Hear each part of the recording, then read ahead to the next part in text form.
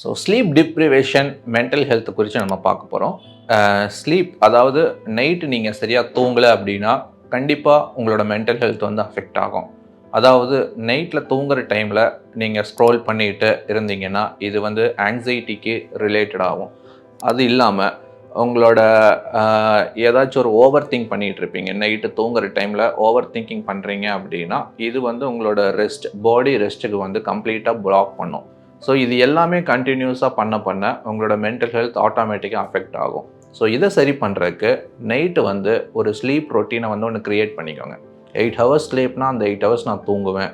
அதுக்கு முன்னாடி என்னோடய ஸ்க்ரீன் டைமை வந்து கம்ப்ளீட்டாக கம்மி பண்ணுவேன். அதாவது தூங்குறதுக்கு முன்னாடி ஒரு 1/2 ஹவரோ ஒரு 1 ஹவரோ கம்ப்ளீட்டாக ஸ்க்ரீன்ஸை க்ளோஸ் பண்ணி வச்சுட்டு அதுக்கப்புறம் ஒரு நல்ல டீப் ப்ரீத் எடுத்துகிட்டு ஒரு தூங்குனீங்கன்னா நல்ல ஒரு தூக்கம் வந்து உங்களுக்கு கிடைக்கும். இந்த தூக்கம் கெடுறதுனால வரக்கூடிய மென்டல் ஹெல்த்லேருந்து நீங்கள் ஈஸியாக தப்பிக்கலாம். தேங்க்யூ.